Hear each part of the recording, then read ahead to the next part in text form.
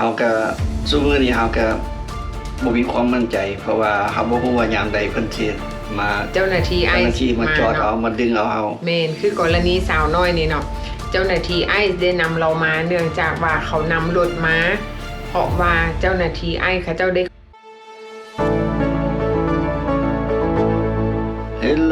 Hello สบายดีทุกคนสบายดีแม่บ้านสบายดีอุ่นสบายดี FC ทางภายในและต่างประเทศเนาะมื้อนี้เฮาก็มีเรื่องนี้คือว่ามันอาจจะมีประโยชน์สำหรับพี่น้องลาวเฮาที่อยู่อเมริกาเนาะพี่น้องบ่หลายก็น้อยถ้าหากว่าผู้ใดเบิ่งแล้วคิดว่าบ่มีประโยชน์ก็ฟังเพื่อเป็นเรื่องบันเทิงเนาะเป็นเรื่องเอนเตอร์เทนเมนต์แต่ถ้าหากว่าฟังแล้วคิดว่ามันมีประโยชน์ก็บอกต่อหลายๆคนเนาะพี่น้องหรือว่าแชร์เนาะแชร์วิดีโอของพวกเฮาเพราะว่าไปเตือนสติพี่น้องเฮาแม่นเนาะคลิปนี้อาจจะสามารถเตือนสติพี่น้องลาวเฮาหลายๆคนได้เนาะพี่น้องเนาะแต่ว่าก่อนอื่นเฮาไปเบิ่งคลิปกันก่อนว่ามันเกิดหยังขึ้น Tonight, dramatic video showing a woman being pulled from a car during a border patrol operation in Key Largo, Florida, screaming she is a U.S. citizen. The woman pulled over during a traffic stop yesterday morning. Video capturing her struggling with law enforcement, who then pick her up and carry her to a grassy area where she is handcuffed. Despite screaming she is a citizen,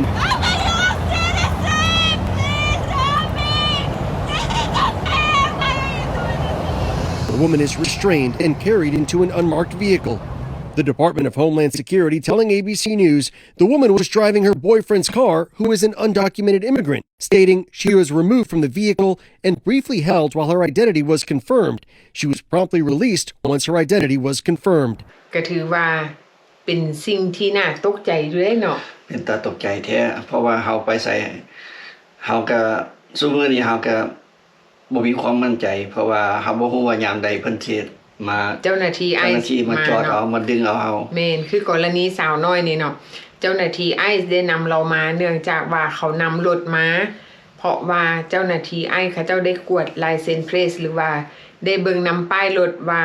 เจ้าของรถนี่แม่นไผไปจังใดมาจังใดแล้วหลังจากนั้นเขาก็มายึดรถหลังจากยึดรถแล้วผู้เกี่ยวได้มีการคัดคืนเนาะเจ้าหน้าที่ก็เลยลากเราออกมาจากรถหลังจากลากออกมาแล้วก็ห้องเนาะว่าเราหันเป็นคนสัญชาติอเมริกา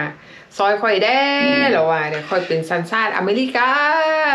แม่นแต่ว่าเนาะแต่ว่าเจ้าหน้าที่นั่นก็บ่ยอมฟังเราเลยแต่ว่าทำการจับกุมเราเนื่องจากว่าเราคัดคืนเขาอาจจะคิดว่าเนาะเจ้าหน้าที่อาจจะคิดว่าเจ้าสิคัดคืนเฮ็ดหยังคันเจ้าบ่มีความผิดคันข่อยมาจับเจ้าก็ต้องปล่อยให้ข่อยจับไปก่อนแม่นก็นั่นก็มีเหตุผลอีกสำหรับเฮาคิดว่านางสาวคนนี้เราก็คิดว่าเราตกใจเนาะเราบ่เคยจะมาคิดว่าอีกอย่างนึงก็คิดว่าก็จะมาคิดแนบมาลักตัวเราไปโอ้ยันถือว่าคือลักพาตัวอีกอย่างนึงก็จะใส่หน้าปกหน้ากากเฮาก็บ่ฮู้ว่าดีคนให้แม่นตำรวจแท้ตำรวจปลอมอันสิอันแบบนี้มันก็เป็นตาตกใจโอ้แล้วอีกอย่างหนึ่งเหตุผลที่ตำรวจจับเราเนาะย้อนว่าเราหันไปขับรถของแฟนแล้วแฟนเรานั่นเป็นคน illegal undocument หมายความว่าเป็นคนอพยพเข้าเมืองมาแบบผิดกฎหมายที่บ่มีเอกสารที่อยู่สหรัฐอเมริกาเนาะนอกจากนี้เจ้าหน้าที่จับเราไปแล้วก็ยังสืบทวงเท้าหาเจ้าของรถแม่นเนาะก็จะสืบเท้าทวงหาว่าผู้นี้นางคนนี้ว่าเป็นคน US citizen แท้บ่แม่นหลังจากเจ้าฮู้ว่าเราเป็นคนอเมริกาแท้แล้วก็อยากปล่อยเราแม่นเพราะว่าหยังเหตุผลที่ตำรวจจับย้อนรถคันเดียวเพราะว่าเราบอกว่าเราไปยืมรถแฟนเรามาแต่ว่าแฟนนั่นอยู่แบบผิดกฎหมายเนาะแล้วก็บ่ฮู้ว่ารถที่ขับมานั่นแม่นซื้อมาถูกต้องตามกฎหมายหรือบ่อันนี้เขาเจ้าก็บ่ได้เว้าในข่าวแต่ว่าเขาบอกว่า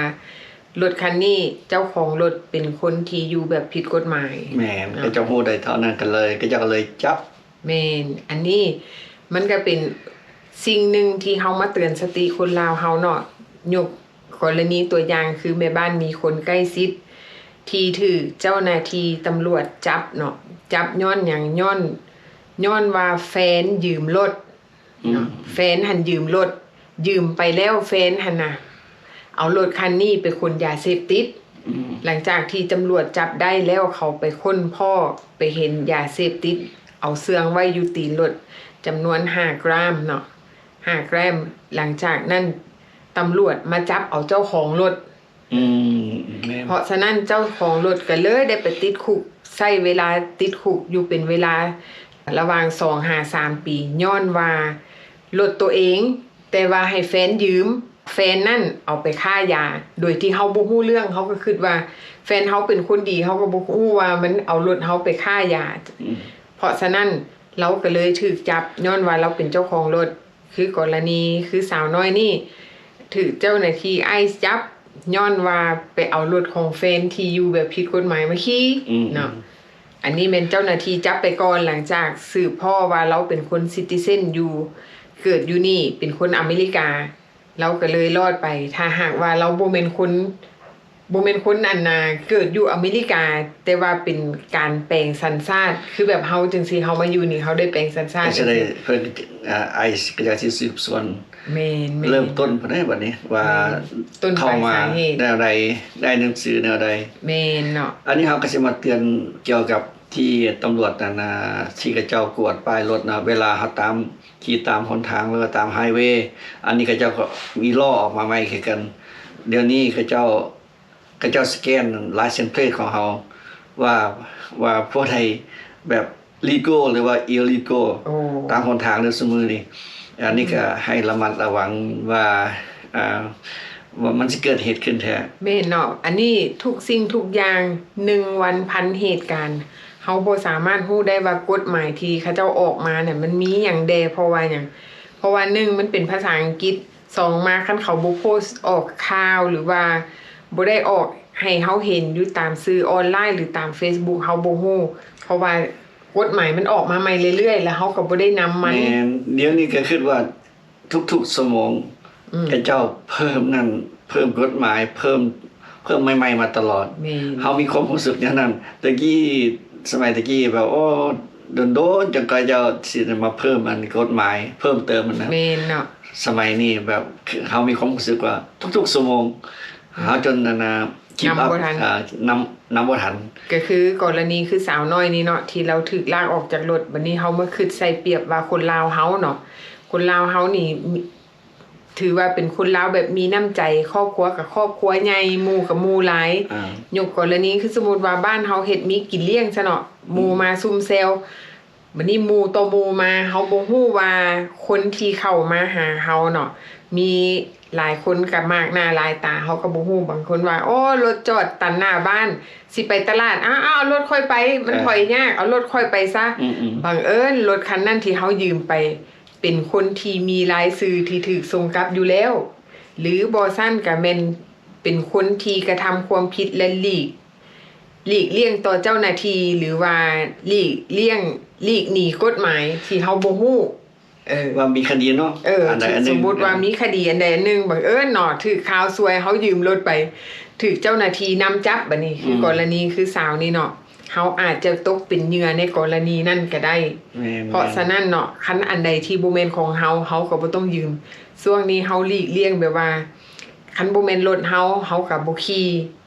เฮาเอาแต่เฉพาะของเฮาเนาะสิจอดรถตันทางสิจอดรถตันหน้าบ้านก็อย่าเนาะให้ยับให้ย้ายเสียเวลา5 นาทีดีกว่าเฮาสิไปนั่งเสียเวลา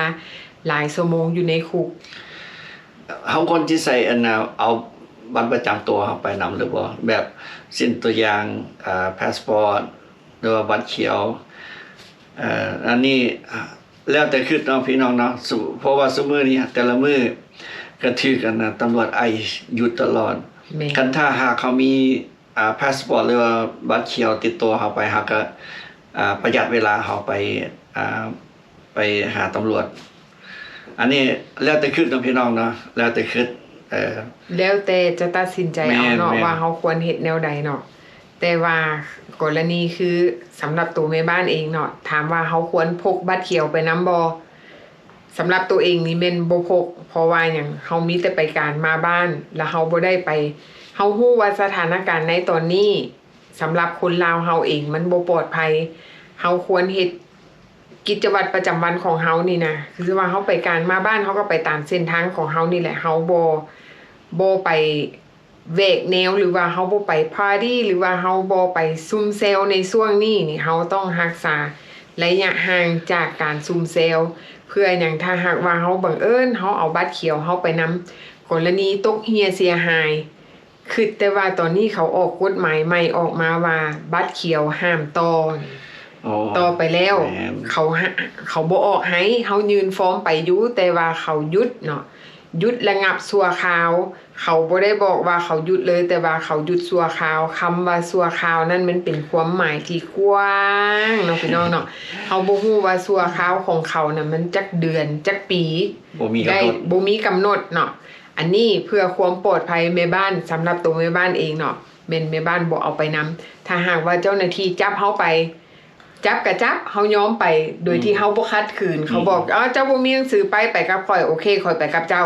และหลังจากนั้นเฮาก็โทรมาหาคนอยู่บ้านมาหาลูกหาผัวว่าเอาบัตรเขียวเฮาไปเสนอต่อเจ้าหน้าที่ไปแจ้งต่อเจ้าหน้าที่ตามภายหลังมันก็บ่เสียหายหลายเนาะพี่น้อง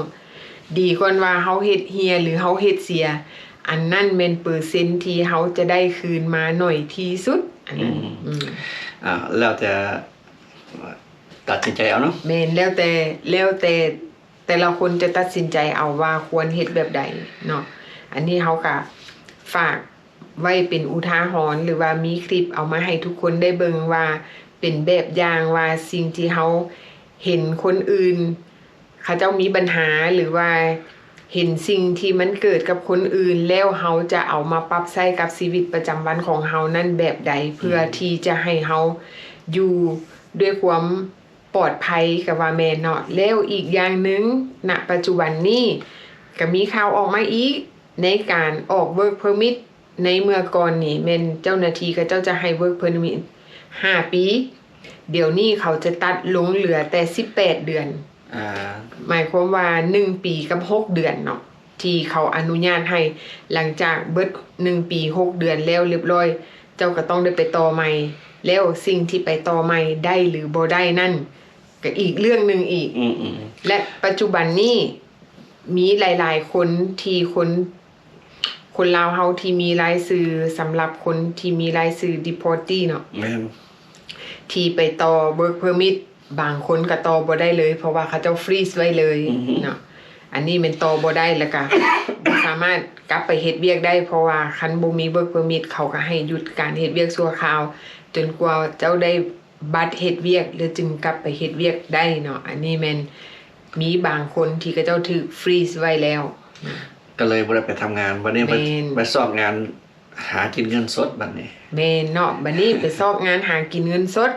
บางบอนเขาก็เอาบางบอนเขาก็บ่เอาเนื่องจากว่านายจ้างบางบอนเขาเจ้าก็มีความย้านอยู่บนว่าเจ้ารับคนอีลิโกมาเฮ็ดเวียกเจ้าก็อาจจะมีปัญหาตามภายหลังแน่นอนจะก็มีปัญหาแท้เห็นบ่เพราะฉะนั้นแบบตัดเฮาทางอ้อมเลยแม่นที่ว่าไปทางใดก็บ่ได้แม่นที่อยู่ใส่ไปใส่ก็แบบว่าเขาเจ้ามีจ้องตาแบบว่าเขาเจ้ามีตาจ้องตานำเฮาตลอดเลยหมายความว่าเนาะหมายความว่าณปัจจุบันนี้กฎหมายที่เขาออกมานี่ดักไว้ทุกทางสำหรับคนอีลีโกเนาะเขาดักไว้เพื่อเขาจะตรวจสอบว่าเฮานี่อยู่ถูกต้องตามกฎหมายหรือบ่ดักที่แบบว่าในการเฮ็ดเวียกเนาะหมายความว่าเฮาก็แม่นอยู่ว่าเฮาอยากไปเฮ็ดเวียกเฮาจ่ายภาษีแต่ว่าเขาอยากเอาคนที่อยู่ถูกกฎหมายแท้ๆเพราะว่ากฎหมายทุกมื้อนี้มีการเปลี่ยนแปลงที่ผ่านมาเฮาบ่เว้าซะว่ามันสบายแต่ว่าณปัจจุบันนี้เฮาเว้าแต่มื้อนี้หาอนาคตเพราะว่าแต่นี่คืนหลังมันผ่านมาแล้วเฮาเปลี่ยนแปลงหยังบ่ได้เฮาเว้าแต่มื้อนี้กับอนาคตว่ามันสิเกิดหยังขึ้นแล้วเฮาจะรับมือกับมันแบบใดแล้วเฮาควรทำใจแบบใดถ้าหากว่ามันเกิดขึ้นเนาะอันนี้แม่นเฮาต้องคิดเผื่อไว้ภาษาลาวเพิ่นว่าข้ามเหนือเพื่อตกใต้อันนี้เฮาคิดเผื่อไว้เนาะบ่แม่นว่ามันเกิดขึ้นแล้วเฮาจึงมาแก้เนี่ยมันแย่แล้วเฮาก็แก้บ่ทันเนาะบางคนเฮาก็เจ้าก็แล้วไปตามสภาพ แม่น บางคนก็คิดบ่ได้วางแผนล่วงหน้า บางคนก็ฟังแบบเพลินๆแบบบ่ได้เตรียมตัว แต่ว่ามันเกิดขึ้นมาแล้วมันก็มีผลกระทบ นอกจากว่ากระทบต่อตัวเฮาเอง มันยังกระทบลามไปหาคนในครอบครัวอีกเนาะเพราะว่าคันสมมุติว่ามันเกิดขึ้นกับหัวหน้าครอบครัว แล้วสมาชิกภายในครอบครัวได้จะเฮ็ดแบบใด แม่นก็ยุ่งยากไปเบิด แม่นเนาะ เพราะฉะนั้นเนาะเฮาก็วางแผนไว้ถ้าสิ่งใดสิเกิดบ่เกิดเฮาก็วางแผนไว้ล่วงหน้า แม่นเพราะว่าทุกมื้อนี้แม่นเขาเจ้าจ้องใส่เฉพาะแต่คือเฮาได้ยินมาแหละ19ประเทศหนึ่งในนั้นก็มีประเทศลาวถือว่าเป็นการจับตาแบบเคร่งครัด แม่น แบบเข้มงวดเนาะเอาบัตรเขียวก็ถูกฟรีซถูกระงับเนาะขอสัญชาติก็ถูกระงับ แต่ว่าถ้าหากว่าผู้ใดบัตรเขียวเบิดกำหนดใกล้สิเบิดกำหนดภายใน6เดือนแนะนำว่าไปหาลอเยอร์ให้ยื่นหนังสือเข้าไปต่อไว้โลดถ้าหากว่ามันเบิดกำหนดโดยที่เฮาย่านเนาะเฮาย่านว่าโอ้มันเบิดแล้วเฮาบ่ต่อเทื่อเฮาย่านบัดเวลาเฮาสิไปต่อเฮาก็สิมีปัญหาอีกภายใน6เดือนนั้นมันสิเบิดเฮายื่นฟอร์มเข้าไปโลดได้บ่ได้ก็ย้ายยื่นไปซะก่อน แม่น เนาะอันนี้แนะนำไว้เนาะพี่น้ อ อง ย่างน้อ เนาะ ยอย่างน้อยก็มีเรคเกอร์เนาะว่าเฮาได้ยื่นไปแล้ว เฮาสมัครแล้ว แม่น ดีกว่าว่ามันเบิดแล้วเฮาไปสมัครตามหลัง อันนี้แม่นบ่ได้ถ้าหากว่าเขากำหนดไว้ว่าภายใน6เดือนจะต้องยืนสมัครเข้าไปขอต่อบัตรเขียวหรือขอบัตรเขียว ถ้าหากว่าเฮาบ่ยืนก็ถือว่าเฮาบ่สิทธิ์อันนี้แม่นเฮาต้องยืนเข้าไปได้บ่ได้ก็อย่ามันยืนสมัครเข้าไปซะก่อน แม่น โอเคเนาะพี่น้องเนาะสำหรับคลิปนี้เฮาก็มีคลิปดีๆมาฝากไว้เท่านี้ถ้าหากว่าผู้ใดมักก็อย่าลืมกดไลค์กดแชร์ให้ช่องนี้เท็กซัสเด้อพี่น้องเด้อพบกันใหม่คลิปหน้าเนาะบ๊ายบาย บ๊ายบาย